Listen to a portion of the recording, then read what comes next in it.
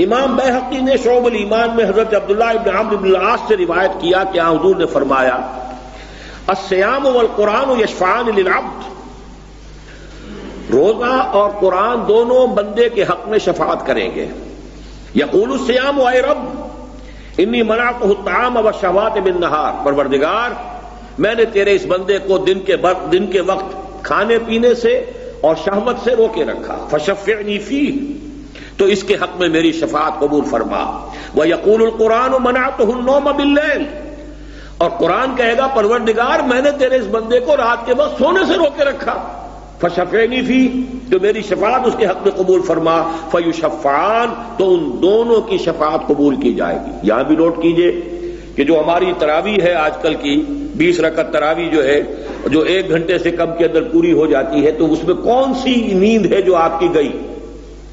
کوئی شخص بھی آج کل جو ہے 11-12 بجے سے پہلے، 11 سے پہلے تو شاید کوئی ہوگا بیماری ہو تو شاید سوتا ہوگا، ورنہ اس سے پہلے سونے کا سوال نہیں، اور اس کے اندر سارا کچھ معاملہ ہو چکا ہوتا ہے. تو یہ اصل میں تراویح کا یہ نظام عوام کے لیے، بڑی سے بڑی تعداد میں لوگ اس سے وہی محاورہ ما لا یدرک کلہ لا یدرک کلہ، کوئی شے کل کی کل حاصل نہ کی جا سکے تو کل کے کل سے محروم بھی نہ ہو جائے. تو اس درجے میں یہ حضرت عمر رضی اللہ تعالی عنہ کا قائم کردہ نظام ہے اور اس کی پابندی ہونی چاہیے.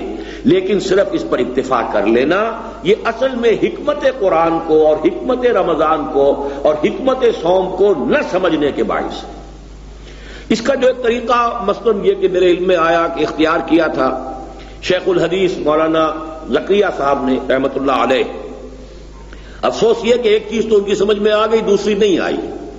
یہ تو سمجھ میں آ گئی کہ رمضان کی تو پوری راتوں میں جاگنا چاہیے، لہذا ان کے ہاں 20 تراویح اس طرح ہوتی تھی کہ 4 تراویح پڑھ لی، پھر آدھا گھنٹہ پونا گھنٹہ وقفہ دے دیا. اب لوگ اپنے طور پہ کوئی قرآن پڑھ رہا ہے، کوئی نوافل پڑھ رہے ہیں، کچھ اور کر رہے ہیں، کوئی کہیں پر وعظ و نصیحت شروع ہو گئی ہے، پھر جمع ہو گئے، پھر 4 رکعتیں پڑھ لی، پھر اس کے بعد وقفہ دے دیا.